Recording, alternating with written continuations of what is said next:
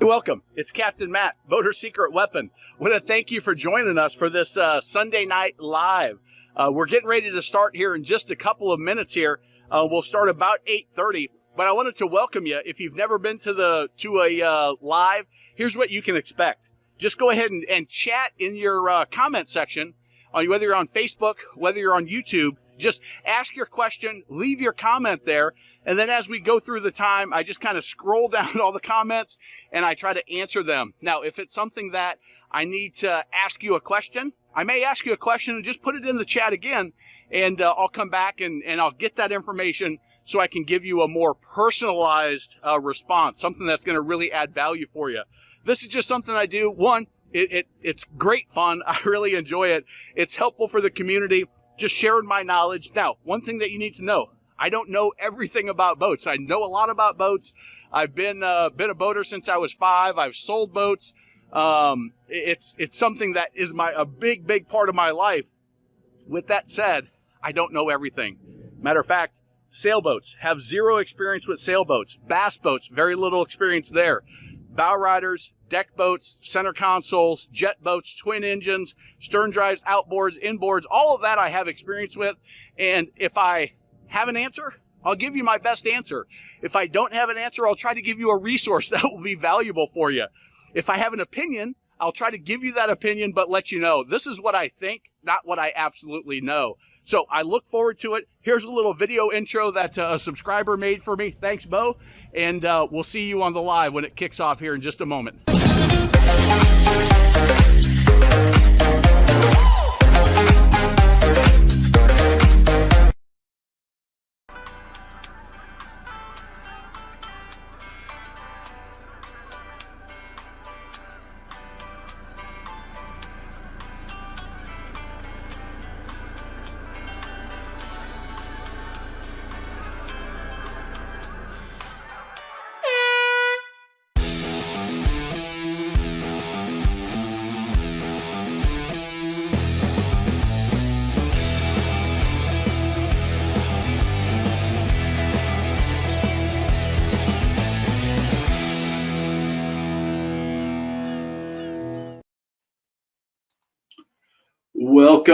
Welcome, everybody. You can see it is Christmas here in the Boater Secret Weapon Studios.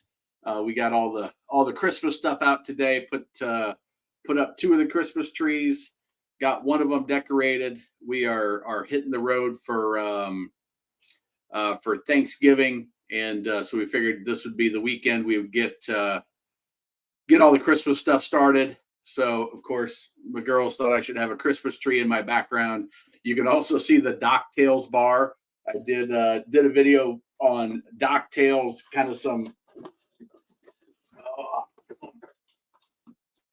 Let's see if I can get this. Some stuff that I'm doing for Black Friday.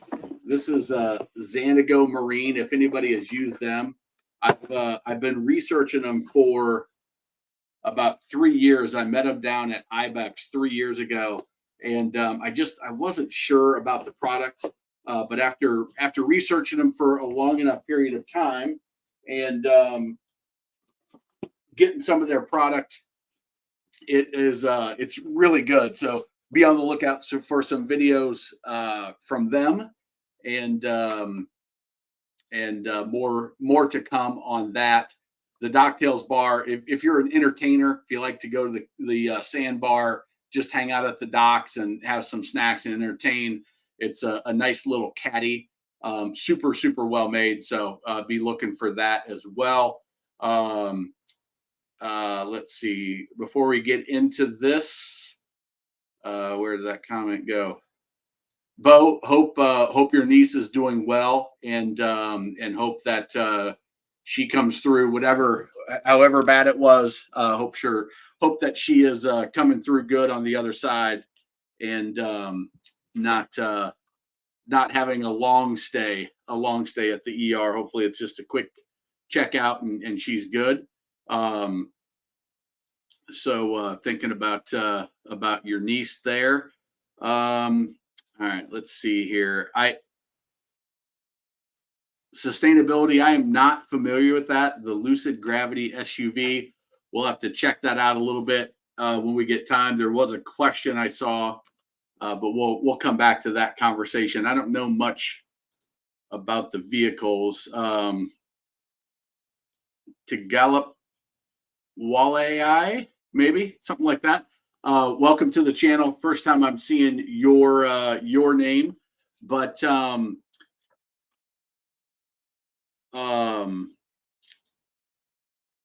the question is, let me type something in here.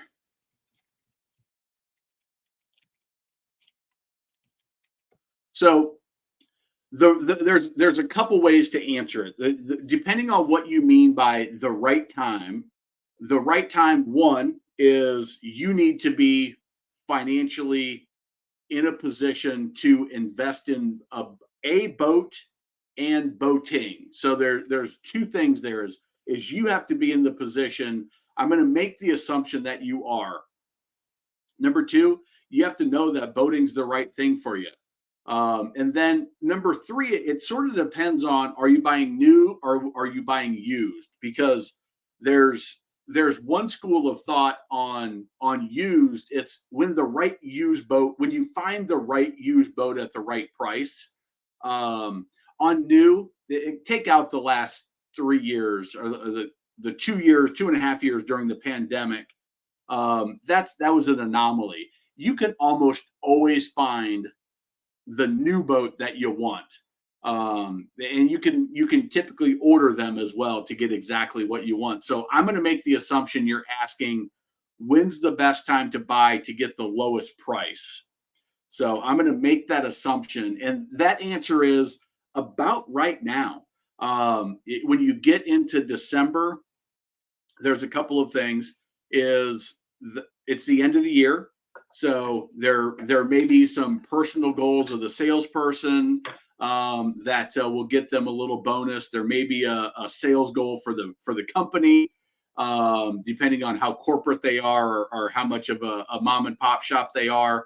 But the end of the year is, because listen, the cash flow in the boating business goes like this. It's down here, January, February, March, April, May, June, July, and then July, August, Labor Day, it comes down, October, November, December. So we're at that bottom part here at the end of November, December, and January, where they don't have a lot of cash coming in. If the boat is aged a little bit, so let's say it's a 2022 for sure, even some of the 2023s, if they had them for over, we'll call it 6 months or so, they start having to pay interest and curtailment payments, right? So some of the interest payments you have to make after 90 days, maybe. Curtailment payments is now you got to make interest and principal payments because we know it's a depreciating asset as their lender. So we're going to want not only interest, but we're also going to want some principal to bring that balance down, just in case that you don't sell it for a while longer. The lender, call it floor plan financing lender, that lends them the money to buy their $3 million of inventory or whatever they carry. They want interest payments on each individual boat. That's how they do it. So that can get expensive, especially when you're in December and the cash flow, you don't have cash coming in. You still got to pay rent. You still got to pay the lights. You still got to pay the internet. You got to pay marketing. You got to pay your employees. You got all that stuff going on. And in some parts of the country, it gets really low. Up in the Northeast, hey, we got boats hauled. The only thing we can do is some service work that we can do if we've got indoor heated areas to work. Okay. So right now can be a great opportunity. Another opportunity, I think, especially this year, I think, let's see here. Gulfstream, maybe next year will be better than this year. Okay. All right. So the next best time, in my opinion, is going to be boat show. So I'm still getting emails every day from people that said, I just bought a boat, just bought a new boat, just got a used boat. So there's still people buying boats. They're not buying at as fast of a clip as new boats are coming in, right? So at the boat show season, now we've got through the winter time, and now they've got these boats that we need to get rid of the older stuff so we can bring newer stuff in. And so at the boat show, the manufacturers are going to be throwing additional rebates out. The dealers, I think, are going to be pretty aggressive in a lot of areas. I don't know specifically about that Gulfstream 232. Let me pull that up here.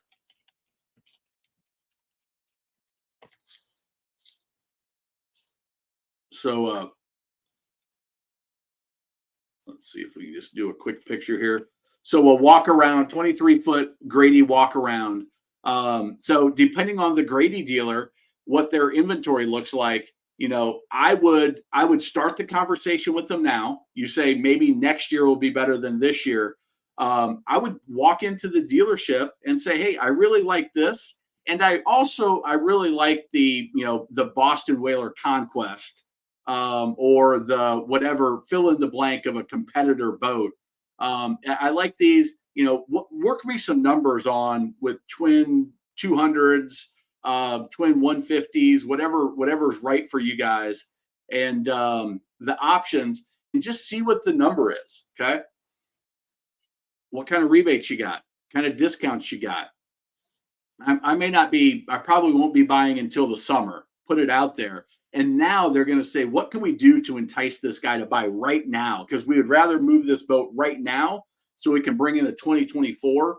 And in the spring, we'll have that one and we can get more money for it because it's a brand new boat. So those are some things that you want to think about.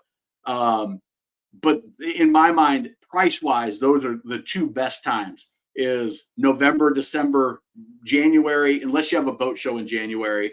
And then boat show season, that's January to March in most areas of the country, is another good time to buy. Look for the 2022 or 2023 models if you really want to negotiate on them, and do the magic money saving method that we talk about in the Boat Buyers Academy, and that will also be a big value in negotiating the price to get the best possible price. You can go to firsttimeboatbuyer.com to get that as well. So hopefully that's helpful for you. It sounds like you were kind of on that mindset anyway. And then I don't want to say prices are going to go up in the spring, because I don't know that that's true. But I think you're in a great negotiating position over the next 6 months before the weather turns up. Now, depending on how the election goes, depending on how the economy goes, it could be that July, August of next year, if inventory is still high, interest rates are still high, that it could potentially get even better next year. But then you miss the whole boating season, which might be okay for you. But my crystal ball doesn't go that far out in advance. It kind of depends on what the production looks like, what do inventory levels look like around the country. And the election is going to be a big one. What's the consumer sentiment? What does the Fed do with interest rates over the next 3 months? Do they start ticking down? And so there's a lot of question marks out there. But it is certainly better now than it was a year ago, right? For a negotiation position. Stable, figure out what's causing the issue. Well, hopefully they get that figured out.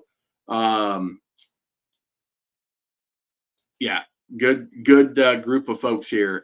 Ray, welcome. All right, Ray, give us the update. So if you don't know, Ray is in Puerto Rico, and Ray is looking to get a pontoon boat from somewhere in Miami. He has talked to a bunch of different people, and I don't know if he's made the. You're very welcome. Hopefully that was helpful. He has. I don't know if he's made the trip in to the U.S. to be face to face and actually negotiate, work out the logistics. But he's on the hunt, and he sent me a couple. So hopefully your search is going well there, Ray. Let's see, Dave. A little late getting in, trying to multitask on dispatching trucks, listening to your content. Business owner, I love your take. contribution to boating from a large picture. Hey, thank you very much, Dave. I appreciate that. Yeah, the having that that mindset. I've had businesses that have failed miserably, losing way more money than I care to remember, from being just a little overconfident, naive, and that was the cost of me getting to where I am now. Expensive cost, but I've owned successful businesses. I've worked for startups. I've worked for corporations, and so it's nice. I appreciate that comment. Um, so, all right, what else we got out there today? Let's see here. Did I miss anything? We'll take a look at the Lucid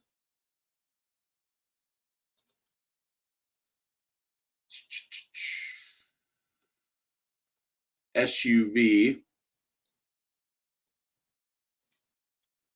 Let's see here. Lucid Motors officially announced its next electric vehicle, three-row gravity SUV based on its platform. 400 miles, 0 to 60, 80 grand. Essentially competitive.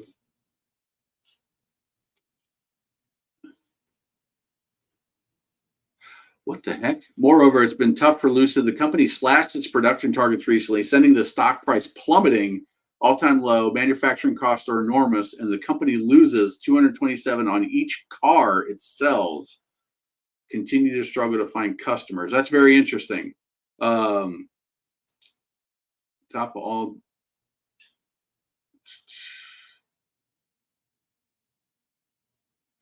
Interesting. I've not heard of Lucid. I'm not a car guy, so I don't really follow what's going on in the auto industry. Other than I do like because they're I'll say a comparable channel to mine. What the heck is their name? Um, it's a father and son duo. Oh, by the way, I should point this out. Thank you to everybody that has subscribed. We hit our 50,000 number. So you can see 50,073. That's just kind of fun. We are slowed way down because it's end of November now, but still adding about 380, 390 people a month. But finally got to 50,000, and that was a thank you guys for helping me hit that. Much appreciated. But what was I going? Oh, we don't need to hear myself talking about myself. Where are these guys? Here we go. Car Edge. These guys. It's a father and son duo. They dad was a general manager in the car industry for a ton of years. And let me turn this off. Dad was in the car industry. Son is a younger tech guy. They started the channel and it shares. So I watched this one. It's pretty interesting how to negotiate just different things for buying cars, comparable to what I do. So I watch their stuff to try to get ideas on how to position the content so that folks would be interested in checking it out. Obviously, the auto industry is significantly larger than the boat industry, but not as much fun, as my opinion. I was about to go to Florida, family meeting, changed the. Oh, that's okay. That's right. You sent me you sent me an email about that. The pontoon to a center console. A weekend was the first boat show of the west side of the island. Had a chance to practice. Nice. That's awesome. And that's so funny that sometimes we get in our head, this is what we want. This is what we need. This is how we're going to do it. And then you talk to other folks, you talk to the rest of the family, and they've got something totally different. And if I remember Ray's email, he said, I didn't even think about it. So we called a family meeting, and everybody else had this other direction that isn't what he was initially thinking. And so now they've gone from the pontoon, which I think he's been having a hard time finding in Puerto Rico, to a center console, which I would imagine is a much more common boat down there, just based on the style of boating and the water that you're in. Yes, Ray and Zach, that's them right there. Ray's the dad, Zach is the son, and they're entertaining. They've got a great banter back and forth, and it's a really good channel. I really like them. And obviously, they do very well. So I'll help you out. Any contact with Carver Covers appeared good quality. We committed. No, I got a call from I don't think they're Sealskin Covers is the company that I've been talking to. I'm trying to get them to ship me a cover so I can, but they want a positive review no matter what. And I told them that's not going to happen, and I haven't been able to get my hands on them yet. But Carver Cover, I think, Dave, you might be the one that sent me the email. Maybe that was Jerry or Sustainability. But Carver Covers. Boat Covers Direct. Yeah, these guys.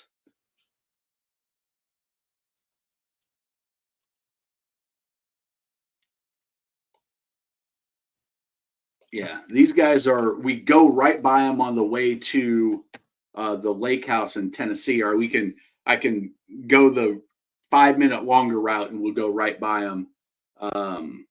Yeah, 85. So we can go and check them out. But no, if you would, if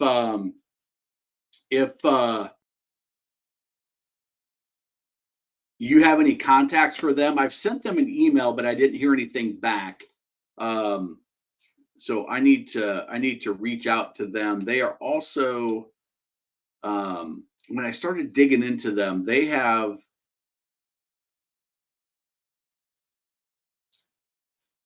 another brand, but I'm not remembering.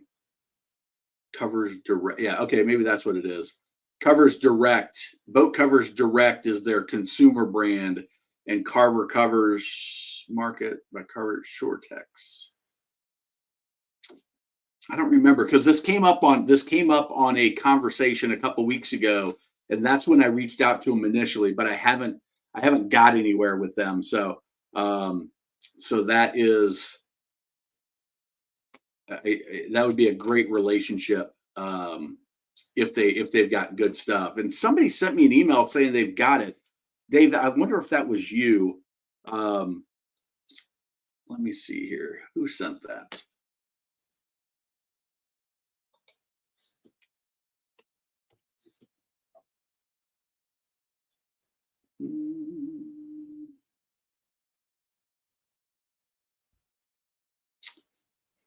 Oh, speaking of Herb, it was Herb. That's who it was. Herb with the twin formula.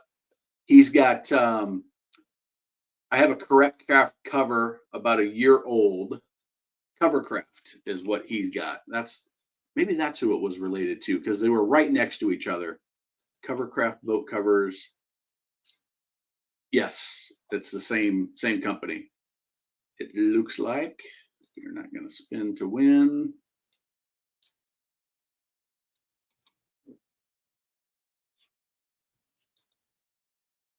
Covercraft.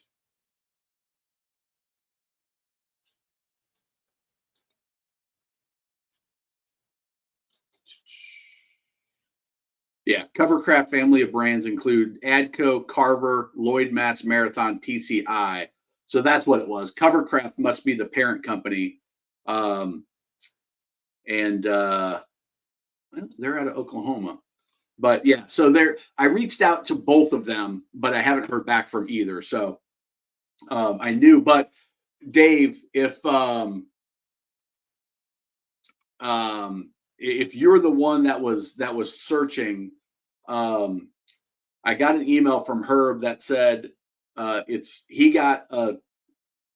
didn't want to drag the live as it was late. This was from the 29th. But I have a Covercraft cover about a year old. It's one of the Sundura semi-custom covers they offer. Overall, it's a good value. Fits pretty decent, but not like a true custom fit. Material's okay, has held up fine for a year we've had it, but is not of the quality of the Ameritex cover or Sunbrella covers, the heavier duty. It's much thinner, pretty easy to get on and off as it's light. Got tired of fighting the cover snap on all the time. Don't have to fully set up a picture, but supports in. And then this was his, this is the picture of it. So that's the semi-custom fit. I mean, that's pretty darn good. And he doesn't have his poles in either. But so that is the, what brand was it? Covercraft. That's the Covercraft brand, which is potentially different than the quality that you would get with this. So you'd have to kind of see. So I'll put them on my, put this over here on this screen to come back to after the live and reach out to them. For sure, Ray, hit that like button. Always appreciated. Heard of Carver Industries, saw Midwest Built. Shout out to his boat videos. Midwest Builds. I think maybe you've sent me that one before. Builds. I don't know why they always want to track where I'm at.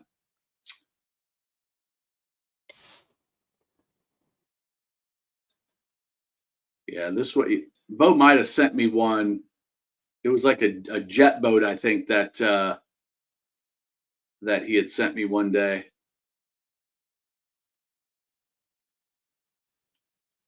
Yeah, so many good channels, so many people doing fun, interesting things. That just give you insights, give you their experience, so you don't have to learn things the hard way. It is always one of my go-to sources. So I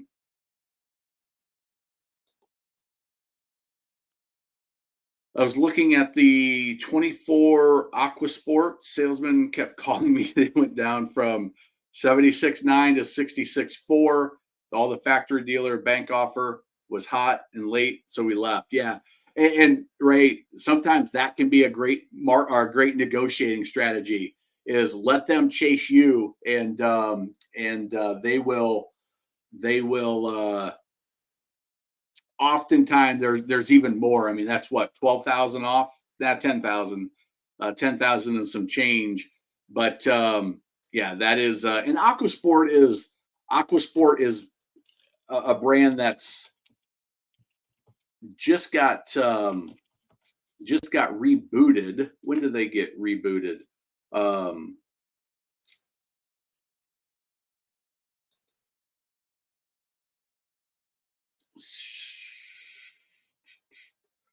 Yeah, so the brand has changed hands a number of times. When is this article from? All right, 2023. Twin V Ebb-Type Corporation have signed a lease option with Aquasport Boats to acquire the manufacturer. So this was May of 2023. So they've just started rebuilding the Aquasports again. And the Twin B Ebb-Type Corp signed a lease with Aquasport Boats to acquire the manufacturer. Acquisition includes Aquasport's trademarks, manufacturing facility. Twin V will build 5 Aquasports models. Okay, so essentially what that tells me is they bought the brand and the place, but nothing else. So they don't get the intellectual property. They don't have the molds. They don't have the wiring diagram. They don't have, it's not the same Aquasport that was, Genmar purchased it in 89, produced center console boats. So it started in 67.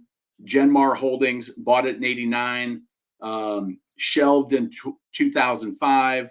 Ebb-Tide eventually purchased the brand, bought it back online a few years ago. With the acquisition, Twin V expands its product line.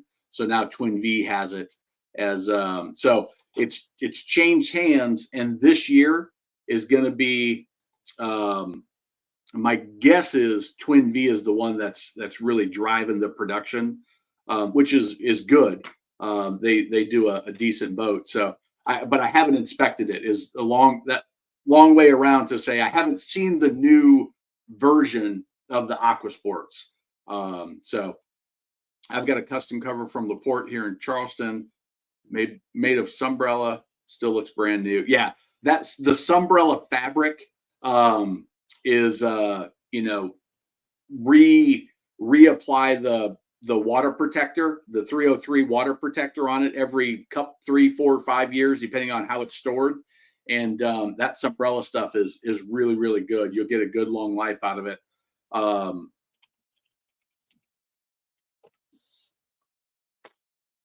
Port.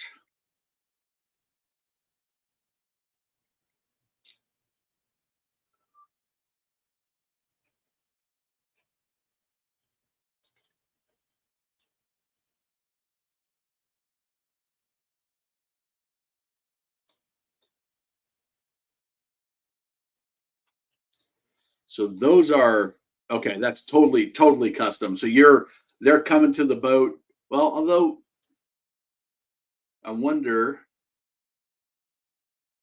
if they've got the templates for being in Charleston, they probably have most of the sportsman scouts, things like that, Key West. But all right, so let's go Blue Water 2150 Sunbrella 1,500 bucks.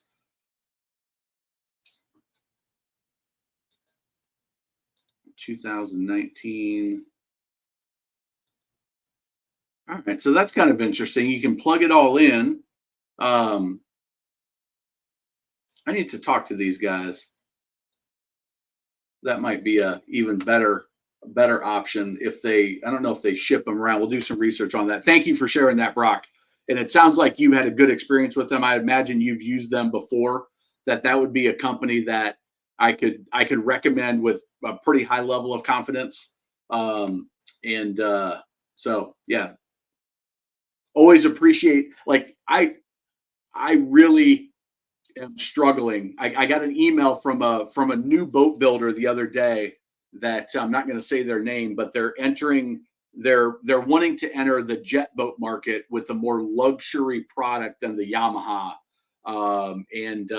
The guy, we've emailed back and forth, and it's like, all right, they want access to you guys, and they want my evaluation of the boat. But they're sort of positioning in, like, the last email I got from is, we'll give you this much for a half a day to come check out the boat for a consultation, an evaluation. The way I interpret it right now, we'll talk to them next week. But hey, what do you like? What do you not like? What would you do different? What do you think we're doing well? And that's kind of what I envision it being. And I'm torn because it's like, hey, it could be a great opportunity to make some additional revenue if they've got a great product. I have no problem promoting good, solid boats, and even not even that. I don't have a problem promoting boats as long as I can say this is an entry level boat. It's a good value, but this, that, and the other aren't perfect. Just so you're aware. This is what they do well, but it's a lot of boat for the money. And if if it hits your budget and you want to do these things, it could be perfect. But I think I really have to have that autonomy to say what I want. But when there's checks involved, does that start swaying you? And I'm really struggling with that right now, especially since, it's not a significant amount of money, but it's, it could lead to something more. And I'm trying to figure out how to do it. So, Captain Matt, do you do any Wave Runner content? I don't. I don't do any Wave Runner content, but I do have some experience with it. My in-laws have two Yamaha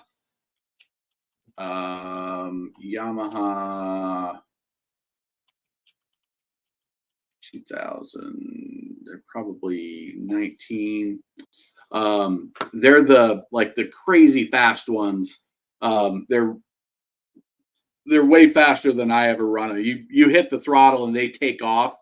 Um, here's my take on the jet ski world from when I was helping my father-in-law research them. Is I'm a very big believer on jet skis specifically that you're better off going new.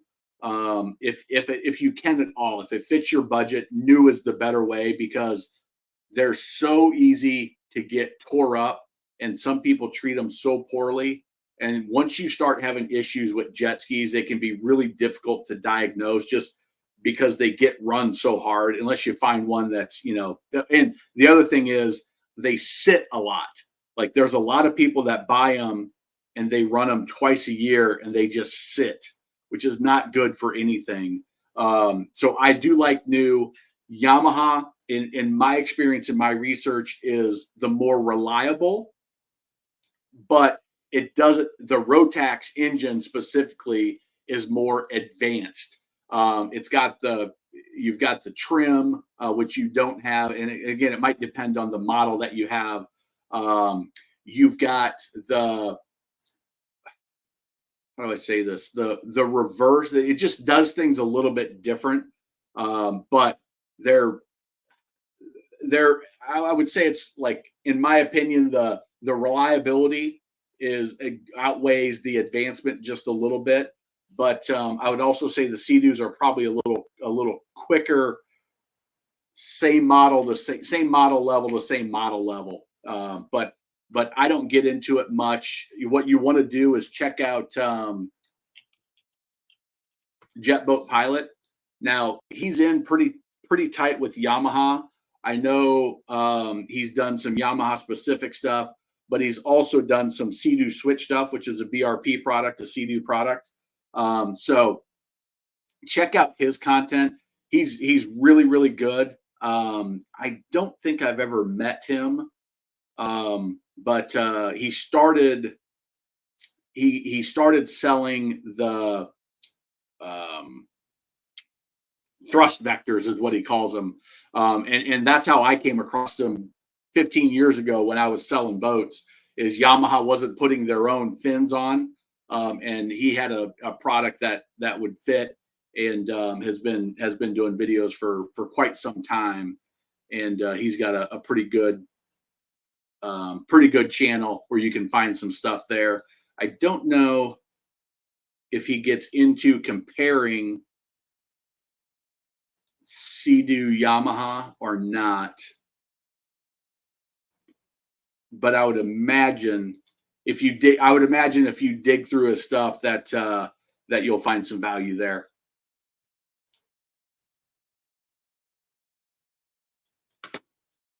So that's it right there. So that it must be one of their the boat that they expect to be most popular.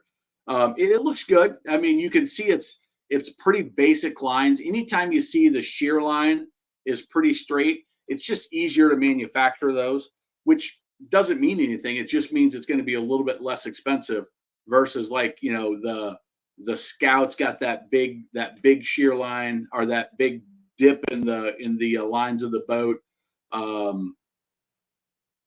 But let's see if that's the only picture I got here. But yeah, that it looks like it's probably going to be, and this is, I'm probably way reaching from looking at one profile shot, but probably in the value to lower mid tier. And I'm making that based just off looking at the way the upholstery is, looking at the shear line.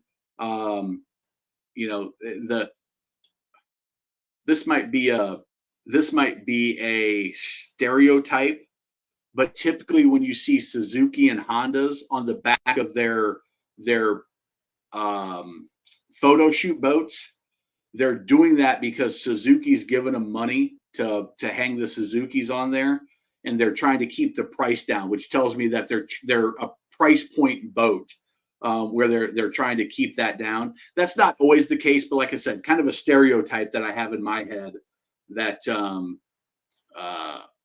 is it's gotten that way in my head because I see it often enough. So let me close some stuff down that's slowing me down. What else do we got here? Dave says, what's your opinion between Harris Cruise, Barletta, best quality versus value? I sold Harris, so I love the Harris, and I sold a lot of it was the 220 cruiser, the Tri-Tune 22 cruiser with the 150 4-stroke on it. It was under 40 grand. It was a great value of a boat. So it wasn't built as well as the other boats. They have since changed that. They're building the cruiser the same way they're building the Sunliner, the Grand Mariner, and up on the Harris side. But it's still their value model within the product line. They scale it down. It gives you a tremendous value for a 23-foot boat. Barletta, the Barletta customer service and their quality is fantastic. The Cabria is their their value model. I'm gonna put them really, really, really close. I would probably say, David, that you're going to get more. Well, here's where there's some caveats. All right. So let me talk about the caveats first. It's going to depend on who you're going to get the best deal from a dealer, because my gut tells me if you were to compare apples to apples, a 23 Cruiser with a 200 and a 22 Cabria with a 200, similarly equipped, that they're going to be within $5,000 of each other, with the Barletta probably being 5,000 more. Just ballparking here. With that said, I would go with the Harris. It's going to give you a very, very similar ownership experience.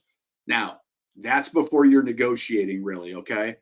What really you want to think about is who that dealer is that you're going to have to work with over the long haul, who that dealer is, and then on another level of dealer is how much inventory does each dealer have of that value model, so of the Cabria and of the Cruiser, and who's going to negotiate more. Because here's what you may find is Barletta has put a lot of product on the market in the last year.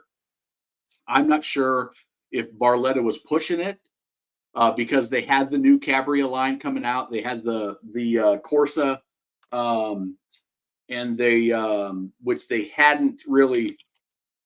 Let me pull it up. So they just released last year the Cabrio. Oh, the Arya. I'm sorry. The Arya is the value.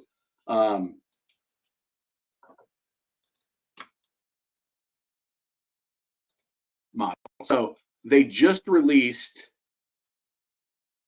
They released the Arya this year, and the Cabrio the previous year. So the Arya is going to match up to the Cruiser. I'm sorry. I apologize about that, David. I got it mixed up. The Cabrio is a slight step up, but it's still built the same as the Arya. The Corsa and the Lusso are the ones that are like, there's no better structure from the decking down, in my opinion, than the Barletta Lusso and Corsa. The Cabrio and the Arya, they're taking it down a little bit. It's still really well built. That's probably comparable to, the normal build of Crest, of Godfrey, of those mid-tier. It's probably equal to those, maybe even a little bit better. Their appointments, you get it. The Lusso, $5 signs, the Corsa, $4 signs, the Cabrio, $3 signs, the Arya, $2, right? So they're still they're scaling things down to get to the price point. But so let's say Cabrio versus Cruiser, you still, now I'm going to probably say $7,000 to $10,000 difference, maybe not that much. If you don't care about it, there's a difference. There's going to be a difference in the quality But if you're asking about which is the best value, that tells me you're more like me of, hey, I just want to have something nice that's going to be functional. And in that case, I think the cruiser is going to give you more for your money. But the same thing applies that I was getting ready to say before I caught my mistake on the models, and that is Barletta put a lot of product on the market this year. If you go to Barletta dealers websites, you'll see they've got a lot of inventory. Some of them even have some 2022s on the lot because they pushed out these new models. I think they were thinking we can order more, our Barletta push more. I don't know which, because we're entering a new category. So we're going to sell more. We might drop down on these, but we're going to sell more because we've got 4 different price points now. I don't think that played out the way they expected. And so there is the possibility that you could get the better quality boat for the same price because they want to move product. Barletta, let's see if I don't think I closed it down. Barletta is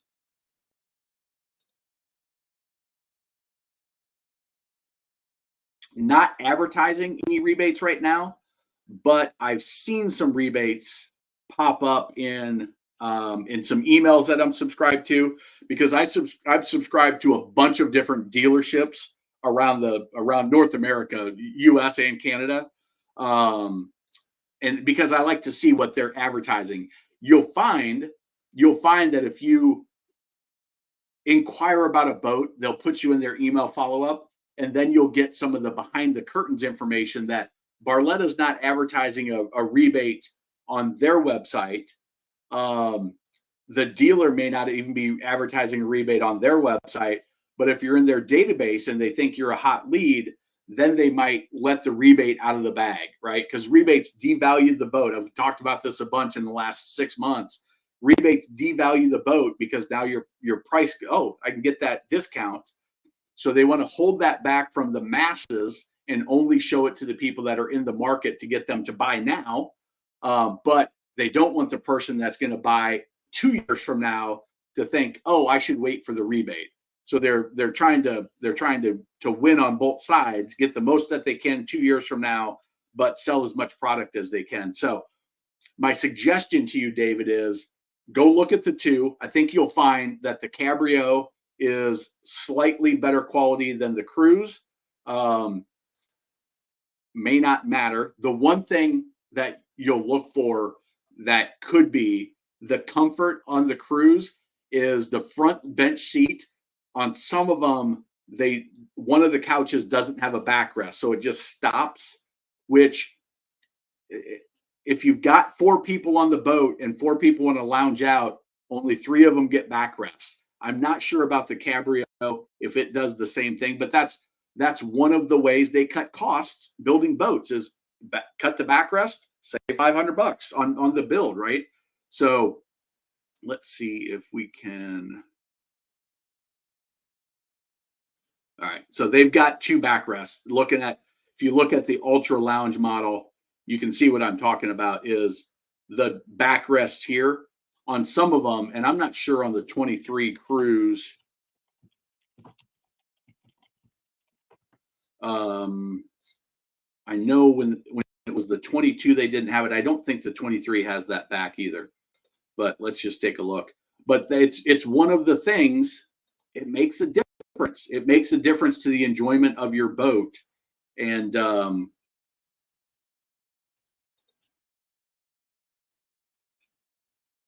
that's the center. And it depends on the layout that you have too.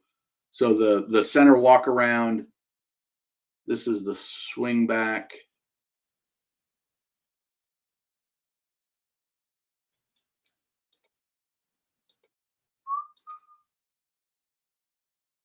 Okay, yeah. So I guess they do have it. If they've got it on the 210, they've got it on the.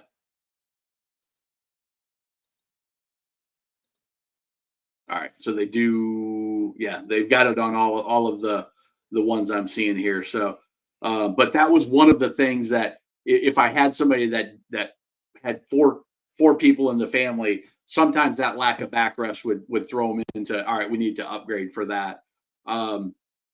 Yeah, 200 Mercury is good. It's just, Ray, what I was talking about is when they have I assume, I might have closed that one down, but the Photoshoot boat is they get making the decision of what motor to put on your Photoshoot boats is a big one because the engine manufacturers want to be seen, especially if it's the cover boat, but they want to be seen because they know if people are seeing Mercuries on the back of the boats in the brochure, that they're more likely to order a Mercury, right? If a Suzuki's on the back, they're more likely to order a Suzuki, and that's in the dealer's advantage. So at 200 on a 23, that's probably a decent setup. Let's see, David Barber, welcome, David. Is 800 hours on an 05 Yamaha a lot? Compression's good, full service recently done. Let's see, that is not really. See if I can do the math. That's 20 years. Let's say, just to make it easy, 20 divided by 80. Yeah, that's not 40 hours a year. That's average. That's what you would expect, probably. Now, I've got a video called "How Many Hours Is Too Many Hours," and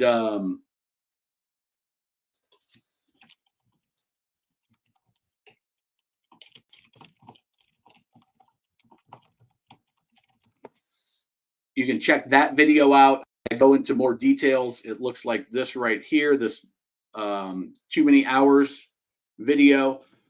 Here is the useful life of a pleasure boater's motor is 1,000 to 1,500. Okay. Now I say pleasure boaters very deliberately because the commercial guys that run their boat every single day, they're running on a ferry, they're a charter captain, it's being used consistently. It's a rental boat. It's being used consistently and it's being maintained consistently. So there's always fuel being run through it, always fresh fuel being run through it. There's always oil being moved out through the system. That oil is getting changed. The gear lube's getting changed. The impeller's getting changed. The zerks are getting greased. The prop is being pulled, and any fishing line is pulled off like every couple of months. So it's that. I'm not sure. So we'll say it's a 150 or a 200 probably on that 21 Cobia. So that 200 could have 3,000 hours on it. Like the engine can handle that if it's run consistently, 200 hours a year. But your boat's being run 400 hours a year, so it's sitting, it's idle a lot more. And that's why it goes from 3,000, even, some guys are even getting 4,000 hours on it, but they're doing everything exactly as they need to because that's how they make their money. And it's life or death in some of their situations of themselves and their clients, and they don't screw around. But a boat that's been run 40 hours a year, it probably had some years where it only got ran 10 hours, right? Over the last 19 years. There's some years where it sat more than it got ran, and that shortens the lifespan of everything because something's more likely to break. So you've got, I would say, at least another 200. Full service, good compression, you're on the right track. What the history is, did they do the 500-hour service? Have they done the big services that are required on that? If you can get those histories, yeah, 1,500 is probably an easy mark to hit. Now, no, there's going to be some maintenance items that are a little bit more expensive than just an oil, gear lube, and impeller change, because hey, you've got to get, as the engine gets older, the 1,000-hour service is going to be a lot more expensive than a normal 100-hour service. But that's going to be what gets you to 1,500. Now, with that said, if they've done the 500-hour service, they've got records of it. They did. I think the 700-hour is pretty big on the Yamahas as well. But there's some other big services. You can check it out. Find out the exact one, and just go get a Yamaha service manual, and it'll tell you. You can probably find it online, or budget for it. Say, hey, you haven't done your 700-hour service or your 800-hour service. That's going to be, to do it right, that's going to be $450. I want that discounted off the price, and use that as a negotiation tactic as well. Check if you've got a trailer. Make sure you check that trailer, inspect that real well. But yeah, figure you use it 50 hours a year, 100 hours a year. If it goes to 1,500, and it's not like it's going to die at 1,500. That's just sort of a pretty good range, 1,000 to 1,500.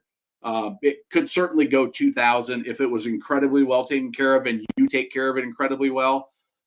But that's not typically the case for most pleasure boats after 20 years.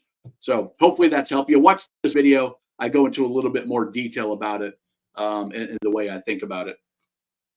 Sustainability Lucid is going through all the normal startup issues. I think continue to improve, really take off. Might be a good stock investment. Interesting. Yeah, I think anything when you get that new technology, the winners and losers. You've got a lot of people. It's same thing in boating. I mean, you've got. There's probably 30 people in the boating business that are trying to do some sort of a hydrofin, electric, some type of those combination, one or two or both of those. And some of them are going to make it, some of them aren't. But yeah, their upfront costs are significant. I'll check them out. I'm wondering, obviously they're a public company, if that information was out there.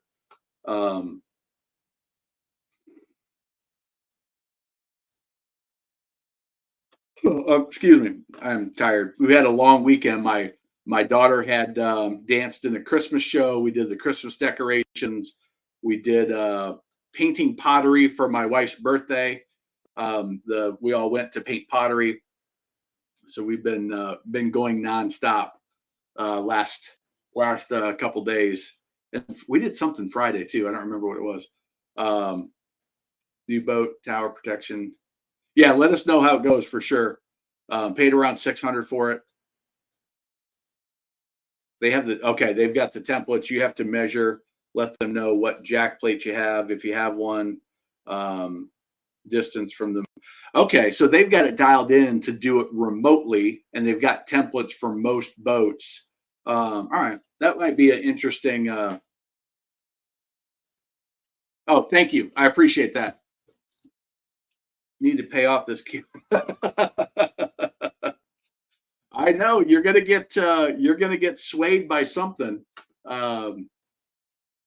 Sustainability. Talk to me boat show season. Talk to me when the boat show hits your area. Let me know. I'll be looking for a picture of a new something coming your way. I just got a feeling. Let's see here.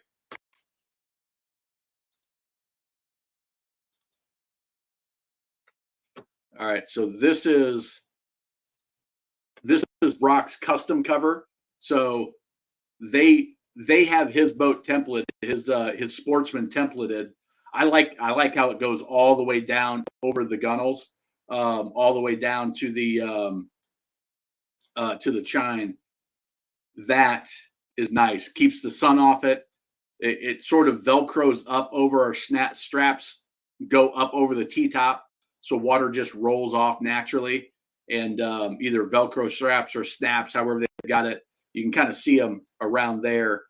They go over the T-top to hold it up. Yeah, that's nice.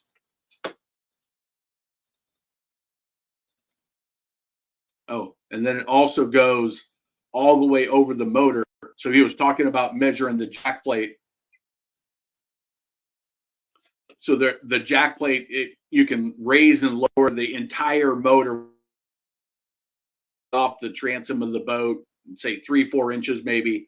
So my internet is not doing good. I like that. I mean, that's protecting it from the sun, protecting it from the salt air down there. That's really nice. Thank you for sharing those, Brock. All right, it's ridiculous. All right, it's not you guys, it's me. I'm tired. All right, Johnny 108, welcome. JD Power Online, the best way to find the value of the boat.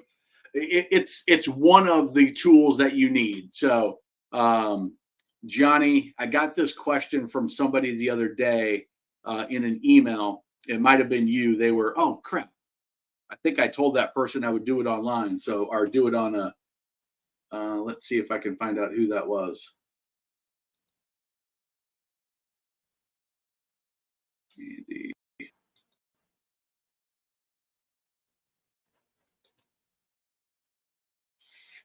Somebody asked me.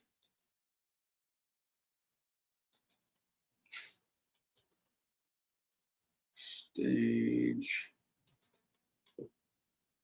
Ah, crap. Of course, now I can't find it. All right. Well, if it was you, Johnny, if it was you, let me know. And I will. I was going to do it as an example. So, Johnny, tell me what kind of boat you have, and we'll use yours as an example. So, this is the way when I'm looking to how much should I sell a boat for? What's a good price to buy a used boat? These are the keys that you want to look at. So, JD Power is a great place to start, and we'll see if Johnny gives me his boat.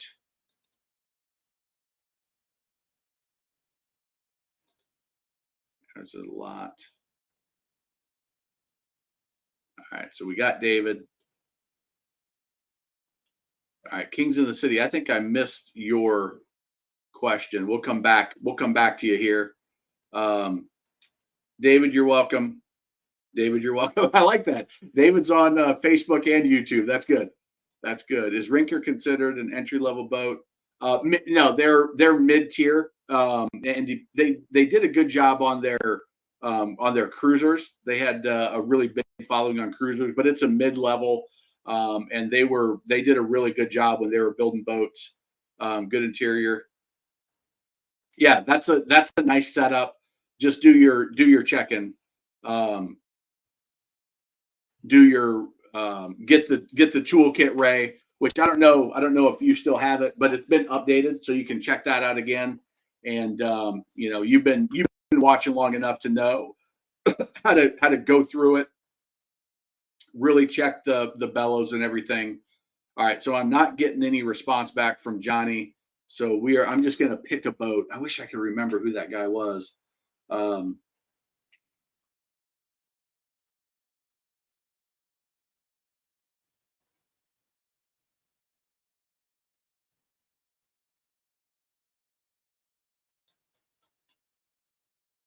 Yeah, I can't find him. So all right, so here's what we're gonna do. We're just gonna pick a boat, and I'm gonna pick a Chaparral. Go to the year. We'll say in 07, and we'll say a 236 SSI. Okay. Put in your zip code. This will give you a little take on it. Now, pick the motor it's got, 5.7 liter. Now, when it comes to options, if it's an option that you would expect to have on that style of boat, then don't put it. So canvas cover. Yeah, you can add a canvas cover and it's going to put value in there. I'm going to put this on there just so you can see what I'm talking about. But almost all bow riders are going to have some sort of cover. So it's already included in the average price. Now, if it was that and it had a transom live well, which I don't know how you would even do that on this boat, but that would be an unusual option that most of them don't have. So you put that on there. Maybe a better one would be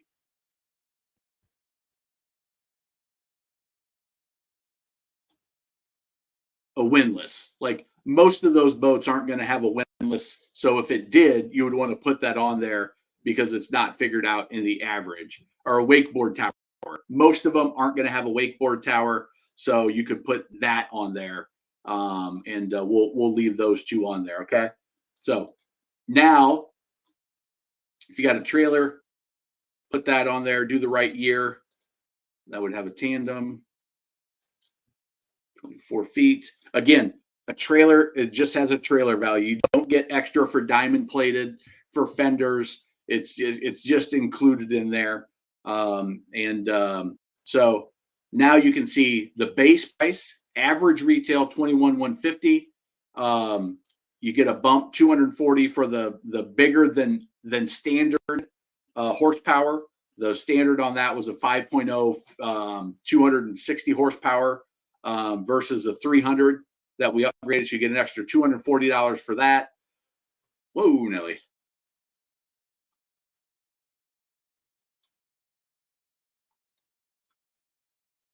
Sorry about that.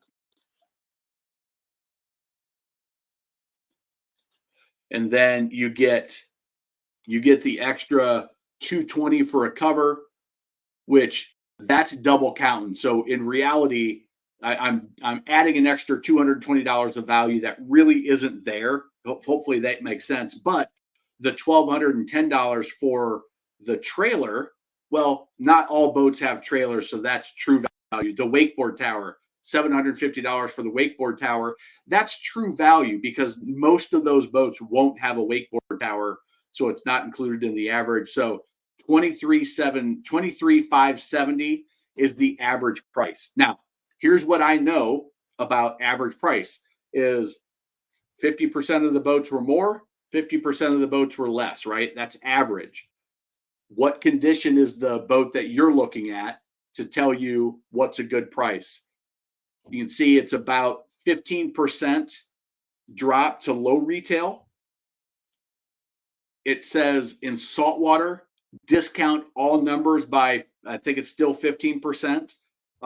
So you want to drop it down if it's salt because it's going to be on the lower side of things. If it's freshwater and well maintained, it's probably going to be on the higher end. That's just sort of how it works. And again, you can use that 15-20% number to say, all right, 23.5 is average. So we'll say 26 or so is probably high. 26, 27 would be the highest number that you would want to pay for that boat if you were buying it. That's going to be on the high end probably, okay? So that's one reference point. But I'm also going to go online and go to Boat Trader because I want to see what the market is for these types of boats. So we've got all power boats. We want chaparral. Now, here's what you got to remember when you're doing searches on Boat Trader is in some years, there weren't very many of each model made. So if we were just to search, we'll go 500 miles, used, we said 2007.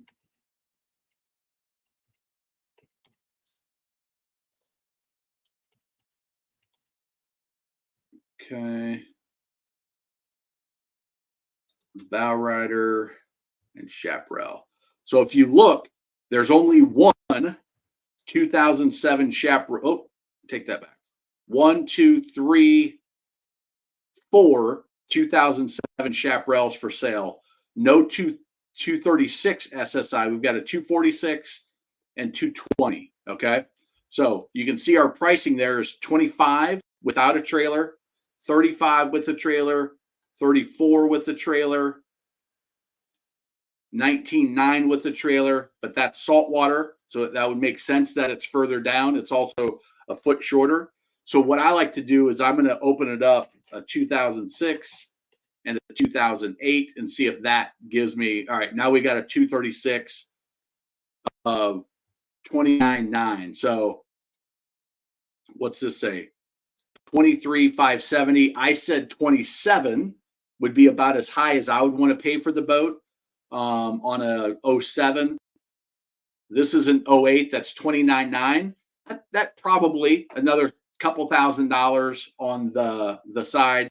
Leesville, South Carolina, That's about 3 hours inland on a trailer. So that feels about right. Here's an 07, 06. That's a Sonesta 27.9. And so I'm using these as a guide. If I don't find many in of the boat I'm looking for specifically, so let's look at, all right, 26,000, Merritt Island, Florida. So that's a saltwater boat. It's on a lift, may or may not have a trailer. You can click in there and it'll tell you 26.5 with a trailer, freshwater. You can see I'm looking at the location to tell me is it fresh or salt. If you're in kind of I'm 3 hours inland, so I've got to look at this. In 08, okay, 43, 07, 30. So I'm kind of looking at those, knowing that that's the list price. That's not what they're going to sell them for. If I see it's a private seller, my assumption is they're probably going to be higher in most cases. So I am going to give the dealers a little bit more. So this is a dealer, the Boat Rack. So they're a chaparral dealer in my area. They probably have their boat priced pretty accurately. They see a lot of them come through. So that's a pretty good point. You can see this one's in a dealership. You just tell it by the photo. It's indoors. This one's at a dealership. They've got a sign there, St. John Boat Sales in Florida. So I look for those telltale. I might say, all right, there weren't as many chaparrals, so let's take a look at where the sea rays are and see on a 23-foot bow rider, what's sea ray looking at. And that's going to give, and so now I'm going to combine those two. And then I may also go to Craigslist. I may go to Facebook Marketplace. And I combine those 2 points of data. And then I would also go and I would look at the boat.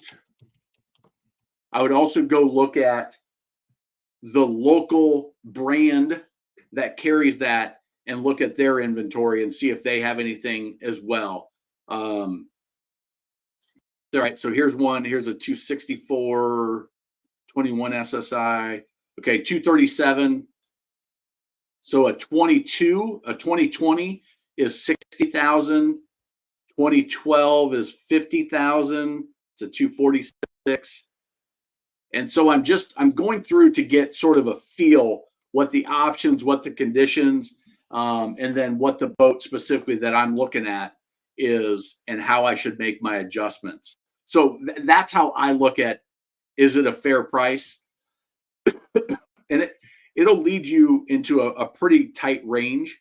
And the other thing is you'll want to watch, if you can, watch the market over time on the style of boats that you're looking at. So when you go in, you'll have a really good sense for where it should be and what direction the trends are going. So hopefully, Johnny, that helps you out.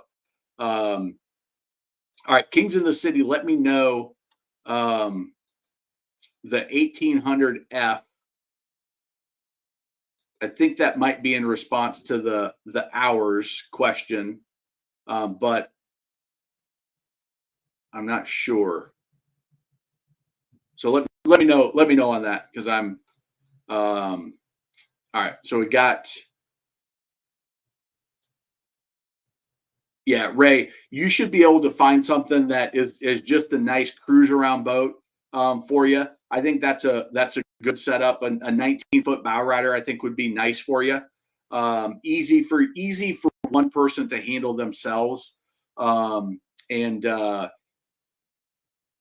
Yeah, it's a good solid platform just for some nice cruising. You got the windshield, which is nice on the cooler days. I know you live on the water, and we'll probably go out maybe in the evening time, probably start early, stretch it out late, some cooler days before you really have to winterize. That's one thing that when you live on the water, thinking outboards at time could be valuable. So if you could find a bow rider with an outboard, it just allows you to extend the season on the outside. You can start sooner and you can end a little bit later and extend your season. But it may not be important to you, and there's certainly no reason not to do a stern drive, but that's one reason to do an outboard. All right, Jacob's Life, welcome back. You've been here a couple times. Quick question: what's the way to store your boat? Don't use it often. Weather's been up and down here. 60s, about a month since I launched. Using ethanol free, batteries on, trickle, run on water hose. Yeah, that's Jacob's Life. That's about the best you can do is crank that baby up once a month or so. Is probably about good. Keeping the batteries charged, keeping it dry, keeping it clean and dry is going to be really, really important. Treating the fuel, because even when you do run, you're not going to be running a tank of fuel like you may in the summer over a week or two period. So treat the fuel. I'm a big Marine 360, the stable, a 360 Marine. This is by far my favorite, based on some research that's been done by another YouTuber. We talked about him before a couple weeks ago, probably, but that and then the other thing about storage, if you can tuck it under cover indoors, great. If it's got to sit outside, it's a little thing. You may think it's a little thing, but if we go back to Brock's cover, the thing about this cover is all of that gel coat is covered up. Now, Jacob's Life, I don't know if you have a pontoon or a fiberglass boat, but Brock's wax job, his taking care of his gel coat is made considerably easier because this is not getting beat down by the sun and the elements and the rain every day he's not using the boat. It's only getting abused when he's in the water using it, and then he washes it, wipes it down, and probably does a quick ceramic spray or some sort of a quick detailer, because I think his boat's ceramic coated. So he's using the appropriate product to keep that ceramic coat in great condition. And this is keeping off all the UV, all the dust, all the bugs, all the rain, all the salt air in his area. It's keeping that off it. So his boat's going to look longer, or it's going to look better longer with less work. So if you have the ability to tuck it, like you can see a metal carport back here, something with sides.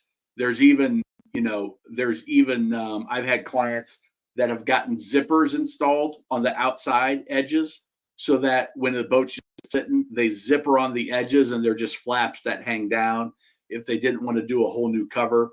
But anything you can do to keep the sun off that boat, think about the sun on your tires as well. That's more important in the summertime, but that UV is going to damage the rubber. It's going to damage the gel coat or the fencing on your pontoon. So whatever you can do to cover that up from the elements is going to be better.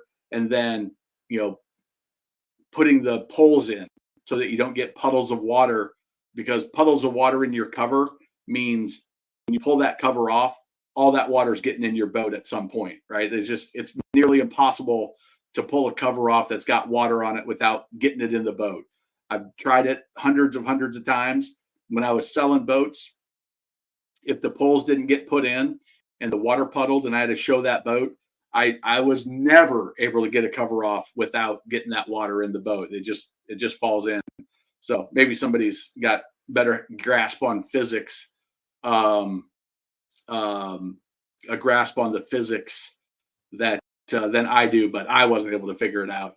So anyway, those would be. You're doing all the right things. Those would just be like I gotta justify why I'm on here, so I got to add something to it. But you're on the right track for sure.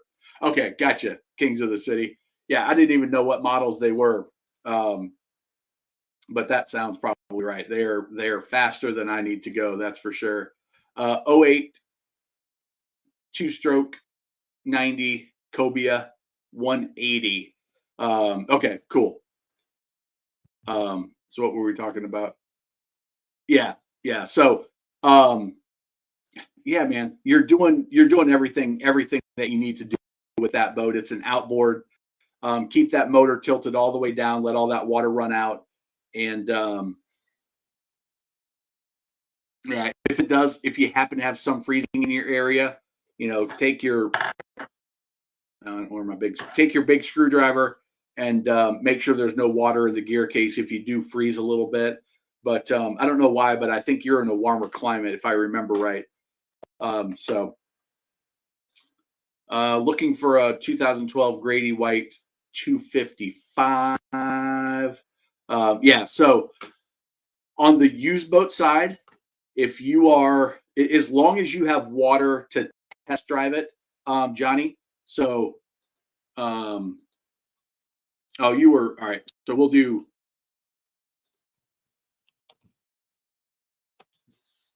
So in your case, there's only going to be one difference on the Grady. 12.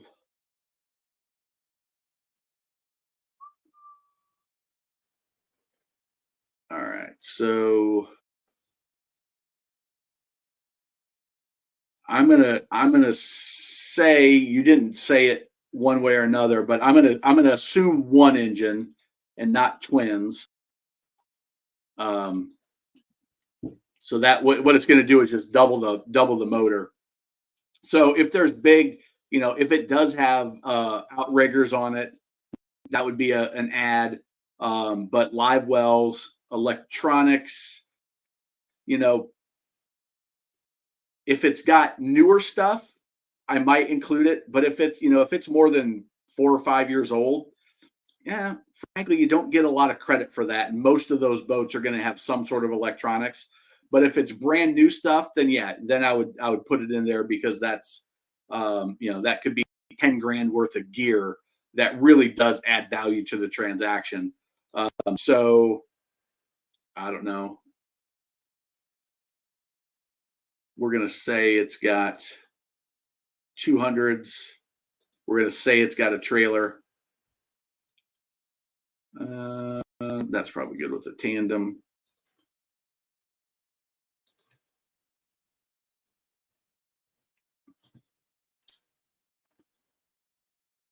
All right, so I picked wrong on that. It's probably got 250s. So it's the standard. It must be a 250 or a 300. Oh, I said it was a single. I guess that doesn't make any sense. Let's change that up. So it'll make the adjustments. 300. If it is underpowered, it'll reduce it from what the standard power was. So 68.2 is average. We know saltwater. If it's a saltwater boat, it's going to be a 10% to a 15% drop. So that'll take 6 grand. So that's 60. We'll say 62,000 is average. If it's in outstanding condition in saltwater, 62. Maybe it would go up to 68, 69, 70 at the most. If it's got newer electronics, it might get close to that 70 range. If it's got a bunch of other options. And then you do the same thing. You go to Boat Trader, you look for a Grady. It's a lot harder on some of the fishing boats because they have drastically different options. Could have twins, could have singles. So you can't just go and look at the price. You've actually got to click into each one, look at the options, look at the hours, look at the condition, and as you dive in, go to a Grady dealer in your area or a couple surrounding. You look at those, you compile all of that, and now you've got a pretty good sense for what things should be, knowing that the list price is just a starting point, and we're going to negotiate from there. But it gives you a reasonable idea of where to go. So hopefully that helps you out, Johnny. All right, cool. yeah, the new one's got some extra stuff in it, Ray. You can still get it for free. So just download that new one. Breaking ground this spring on our new forever home on the Fox River. Probably no, you were here probably starting to get to know me too. Hey, you show up. I hear some comments. I remember things. That's congratulations on the forever home on the water. That is my wife and I's goal as well, is to end up on the water sooner as opposed to later. And the one tough thing is we like our school district. The girls love their dance. We really like this area, but we're 45 minutes from the water and we can't, it just doesn't work. So, but that is on our goal list as well. Johnny, you're very, very welcome. Just join the chat. What's the topic? It's boats, man. Virgo, it is boats all the time. And then whatever comes up, whatever boat topic comes up, that's where we go. So if you got a question, throw it in the chat. Be glad to get to you. Thanks for the issue. Mine stored inside. Yeah. I mean, you can't do anything better. You can't do anything better. You're firing it up. Yeah, you're in good shape. You're in very good shape with that.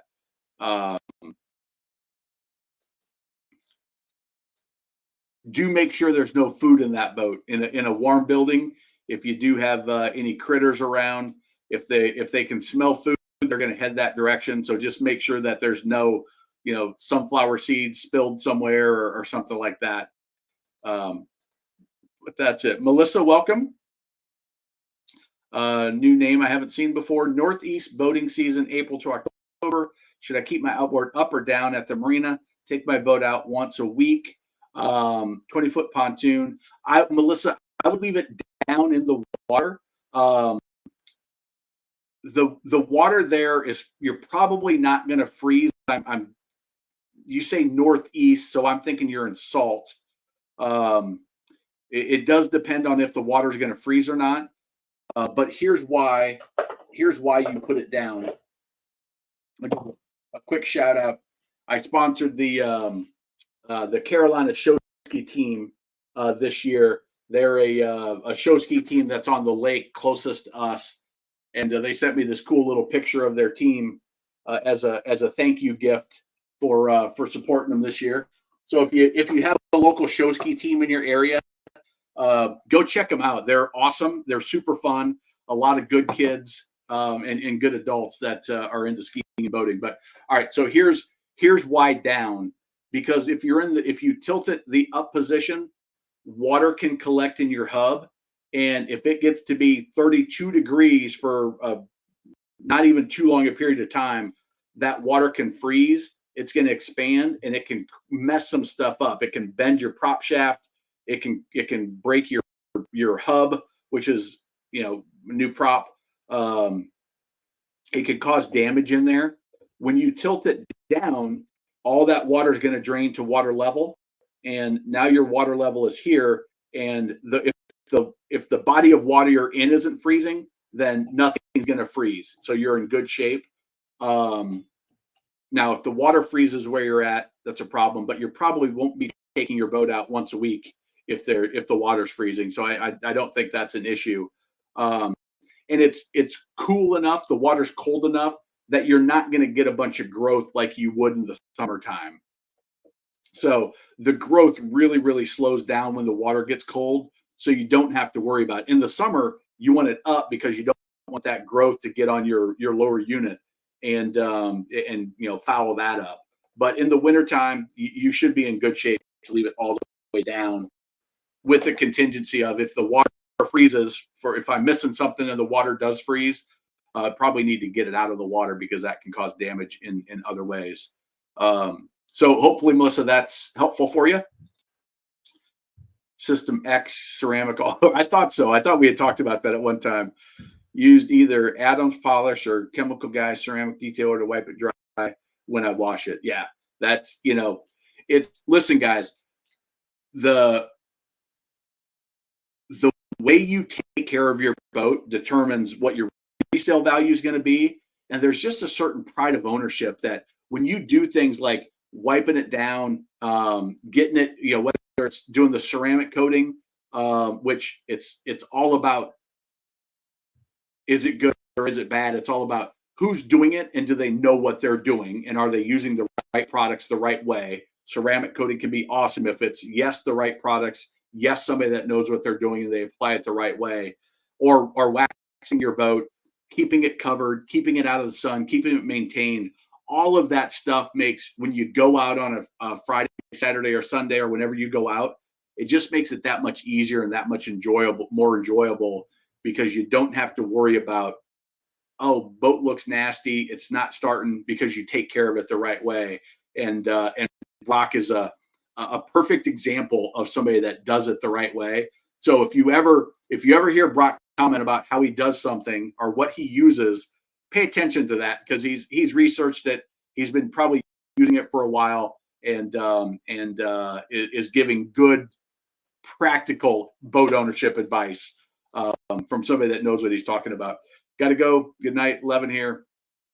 Oh yeah, hey, go hang out with the family. Thanks for joining us from Puerto Rico, and we will catch you next week, hopefully with an update on how the search is coming. Looking for a nice hidden windlass for that triangle anchor. I have seen. It's not going to work for that style anchor though.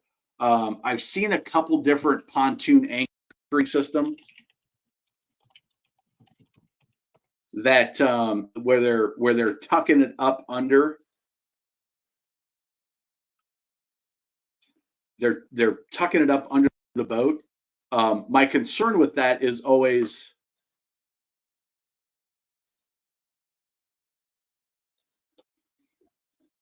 what's going to happen if you hit a big wave. I don't know why it doesn't want to let me really get a picture of that. But anyway, so yeah, that triangle anchor is going to be, but this type of system, 18 to 25 foot, easy pull, retractable. I don't know anything about this, but let's see.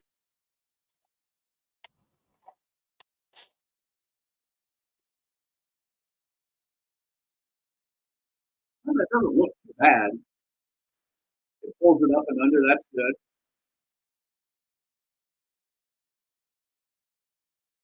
But my concern is, if you look how that's sitting, if you take a big wave, is that going to catch and rip something? Like, because that's just right there. I guess they could bolt it into the cross members somehow. Um,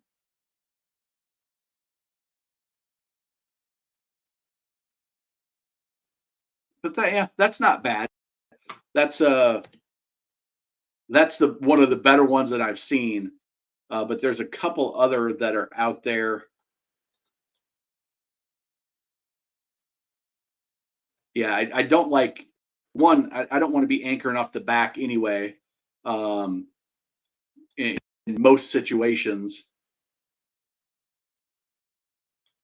but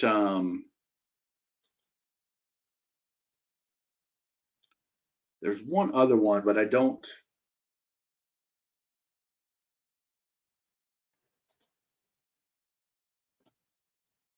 Yeah, I don't like that. I don't like it hanging. I don't like it up. I don't like it up and hanging out. I think you're just asking for trouble. Pulling into a dock, you've got another foot and a half of anchor sticking out the front, which is no good in my mind. But yeah, so this is Go To Marine. They use one of the same distributors that I do for my stuff, but the Easy Polar Retractable Tri-Tune Anchoring Solution. And then it's a matter of, does the winch, yeah, and look at where that winch is. It's just when you're running down with that 400 and you are hitting some big waves, I just get nervous that anything just free flowing out there takes a wave, and it's water is powerful, man, and rips out the whole bottom of everything. I don't know. I'm not a not a fan of that just sitting out there without being like boxed in a way that the water's just going to flow right past it. But anyway, all right. Thanks for the positive reinforcement. Glad I'm in the right path.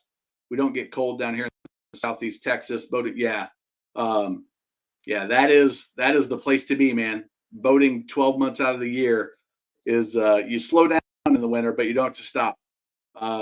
They've actually are some of the light parades in our area, the Christmas light parades, which are usually in the next 2 weeks after Thanksgiving.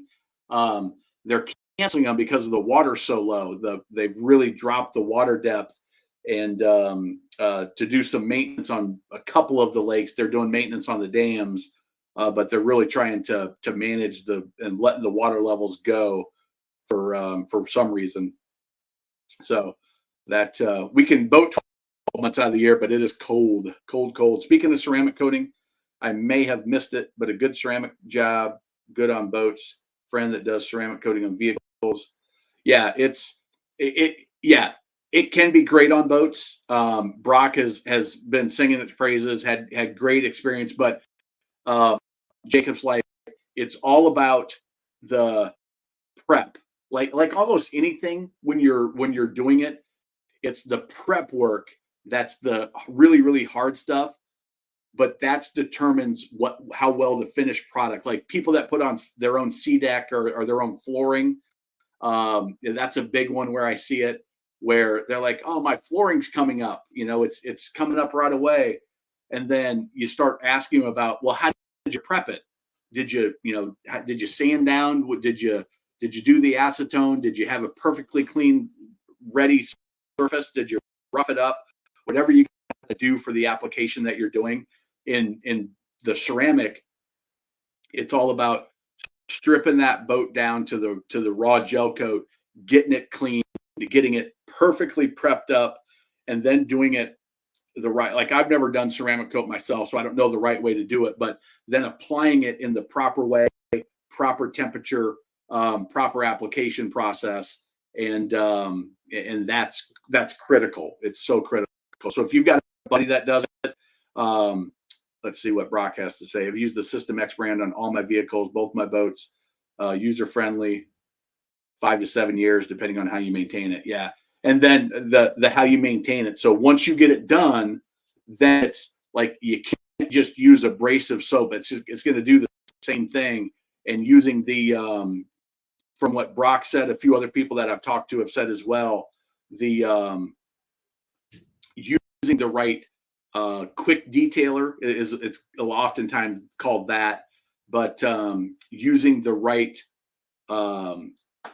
product to clean your boat at the end of the day, and when you wash it, it helps reinforces the ceramic and doesn't remove it, right? So it has a positive impact on it versus a negative impact, like using Dawn dish soap or even just regular boat soap on ceramic coating can shorten the life of the ceramic coating versus using the proper ceramic coating cleaner, which will have an impact. So, all right. Well, I think I'm with Ray. We don't have any holidays here, but I think we'll call it a night. And thank you guys. Oh, let's see here. Okay, where did all these? I thought it said we had extra comments. Yeah,